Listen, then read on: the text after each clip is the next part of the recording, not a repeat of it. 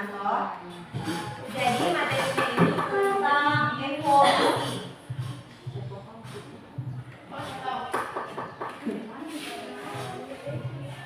Saya harap kalian bisa mendengarkan dan memahami apa materi yang saya jelaskan hari ini. Sebelumnya saya mau bertanya, kalian pernah dengar apa itu evolusi? Evolusi itu yang bagaimana? Orang dari monyet menjadi orang. Oke, perubahan. Iya, perubahan. Dari manusia. Gimana? Apa? Cerita dari kakek. Dia toke. Dia kan? Enggak. Yang jelas toke menjadi manusia. Evolusi misalnya dari yang Dari dari ayam. Ya, itu namanya evolusi. Jadi dari siapa? Dari ayam. Dari bosong. Oke, perhatikan dulu. Kalau mendengar monyet menjadi manusia berarti itu namanya apa? Evolusi. Siluman. Berarti dia sama evolusi, tapi apakah terjadi perubahan? Terjadi.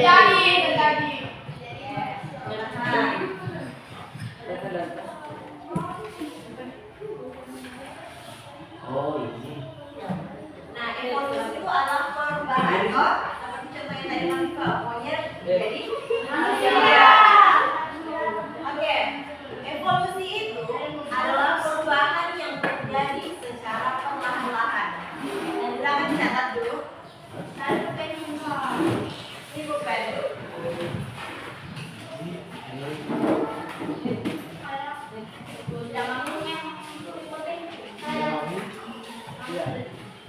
Oke.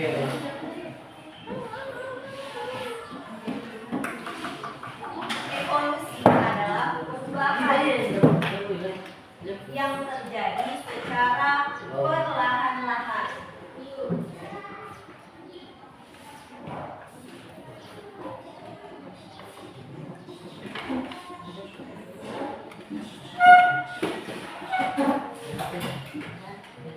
Pada makhluk hidup. Evolusi adalah perubahan secara perlahan-lahan pada makhluk hidup atau komponen biotik. Tahu biotik? Apa itu? Berarti yang Yang hidup. Apa tuh biotik? makhluk hidup atau komponen biotik. Supaya kalian tahu jika mendengar lagi tentang evolusi itu ditanya sama orang, tidak asing lagi itu apa? Itu berarti perubahan dalam waktu yang sangat lama.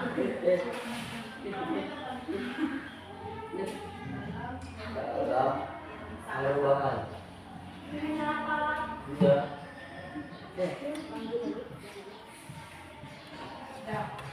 Oke. Kita bahas lagi tentang yang pertama itu pengertiannya evolusi sudah tahu. Sekarang kita bahas mengenai faktor yang menyebabkan terjadinya perubahan pada makhluk. Perubahan itu kan evolusi toh. Faktor Udah itu udah.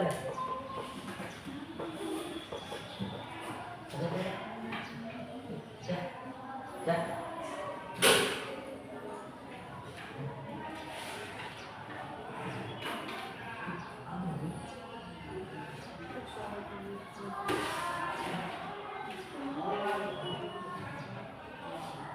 Oke, di sini ada 4 contoh. Yang saya tulis dulu. Yang pertama itu ada pengaruh lingkungan terhadap gen. Yang kedua ada adaptasi dan seleksi. Yang ketiga seleksi alam berdasarkan resistensi. Dan yang keempat seleksi buatan biasanya dengan hasil persilangan. Akan tetapi dari 4 contoh ini saya akan hanya memberi satu contoh faktor penyebab terjadinya perubahan. Salah satu contohnya adalah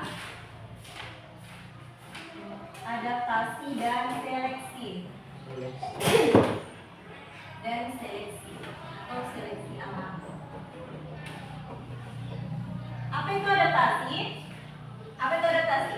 Sudut tanam. Hah? Apa itu Menyesuaikan.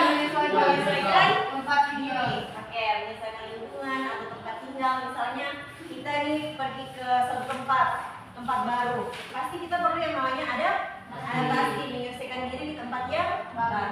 Oke, contohnya di sini ada gambar. Ini namanya ngengat diskon. Yang gambar ini namanya ngengat diskon. Ini salah satu contoh adaptasi dan seleksi alam. Ngengat diskon. Ini sebelum masa revolusi industri. Ini masa sebelum masa revolusi, ini setelah. Sebelumnya saya tanya, tahu di apa itu revolusi industri? Dah. Sudah? Udah. Oke, saya jelaskan dulu revolusi industri. Jadi revolusi industri itu transformasi. Misalnya dulu kan masih tradisional, toh? Sekarang semuanya sudah digantikan oleh mesin. Itu yang dinamakan revolusi industri. Kalau dulu masih serba tradisional, sekarang semua sudah canggih, toh? Sudah ada yang bilang mesin lah. Sekarang industri sudah mencapai pada 4.0, kalau tidak 5.0. Itu yang dimaksud dengan revolusi industri. Dari yang masih tradisional sekarang bisa menggunakan mesin. Oke, ini adalah ngengat diskon yang ada di Inggris pada tahun 1850 sebelum adanya revolusi industri. Berarti kalau 1850 masih dulu sekali, toh? Ya. Masih zaman dulu. Oke, ngengat diskon populernya ini bisa lihat apa perbedaannya? Warnanya kenapa? Hitam putih. Yang mana? Yang itu? Pohonnya kenapa? Pink. Merah dan lebih gelap. Oke. Sebelum revolusi industri, pohonnya masih berwarna terang, sehingga ngengat diskonnya juga masih banyak yang berwarna merah. Karena kenapa? Sebelum masa revolusi industri kan pencemaran belum terjadi, toh? Belum ada banyak polusi atau apapun dan lain-lain. Namanya juga masih tradisional. Jadi cuaca masih terang, pohonnya masih terang, dan itu berpengaruh terhadap ngengat diskonnya. Diskonnya masih terang juga. Akan tetapi setelah masa revolusi industri, semua sudah canggih. Nah, pohonnya menjadi hitam. Maksudnya bukan hitam, pohonnya menjadi gelap. Kenapa bisa? Karena sudah terkena pencemaran, sudah terkena asap-asap pohon. Jadi ngengat diskonnya juga berubah menjadi gelap. Nah, itulah yang dinamakan perubahan. Dia beradaptasi dengan lingkungan. Karena lingkungannya sudah tercemar, ngengat diskonnya pun ikut menjadi berwarna gelap. Oke, itu kalau faktor yang menyebabkan perubahan pada makhluk hidup didasari oleh adaptasi dan seleksi alam. Yang tidak bisa bertahan hidup, maka akan terseleksi, akan mati. Ya, sudah jelas ini faktor yang menyebabkan perubahan pada makhluk hidup. Karena adanya adaptasi. Oke, ketiga. Teori evolusi. Apa itu?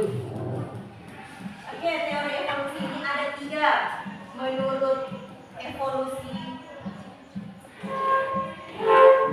lama, evolusi Darwin,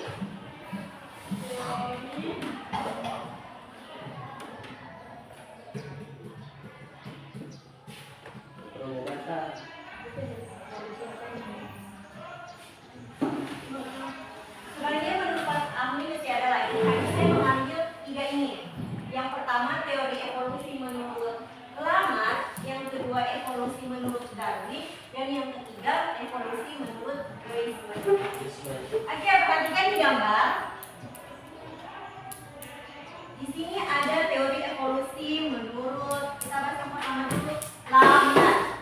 Jadi Lamarck mengambil contoh evolusi pada jerapah. Tahu jerapah? Ya, jerapah asli?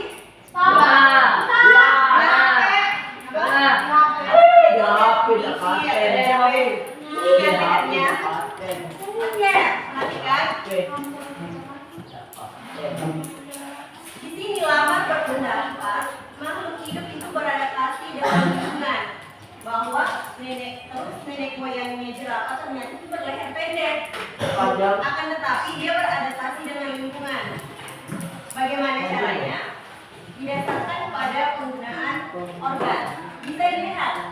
jerapah dulu yang masih berleher pendek, dia kan membutuhkan makanan. Dia ingin mengambil makanan yang ada di atas pohon, tapi pohonnya tinggi.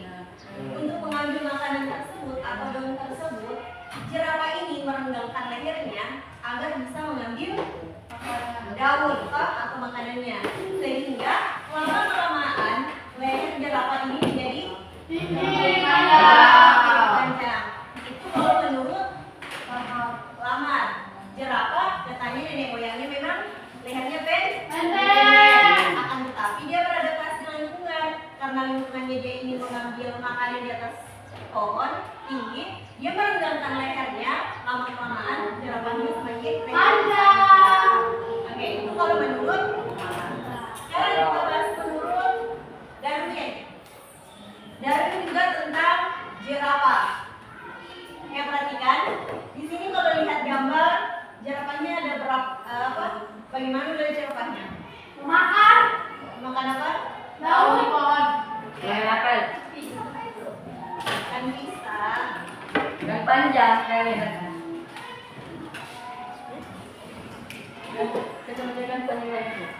Perhatikan, kalau menurut Darwin, jerapah itu ada yang berleher panjang dan ada yang berleher pendek. Oke, perhatikan.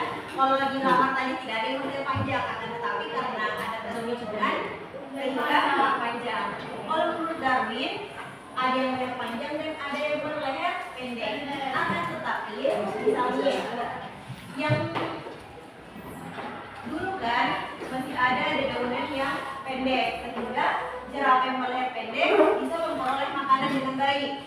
Setelah itu, seiring berjalannya waktu, dia tidak dapat lagi mengambil makanan yang sudah tidak ada lagi makanan yang misalnya yang pendek begini, sehingga dia tidak sampai sampai ke Ya. memperoleh makanan, sehingga jerapah yang berleher pendek itu akan mati. Dia terseleksi oleh alam. Dia tidak bisa memakan lagi makanan yang tinggi ini. Ini hanya bisa digapai oleh panjang. Oke, itu kalau menurut Darwin.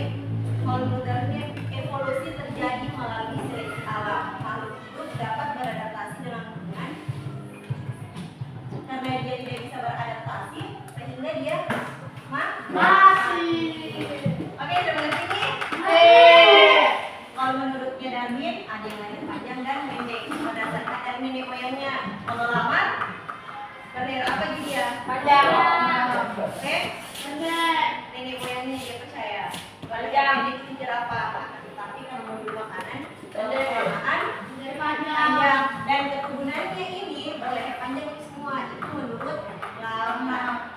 Kalau Darwin, ada yang berleher panjang dan ada yang berleher pendek. Oke, sekarang kita bahas Weismann.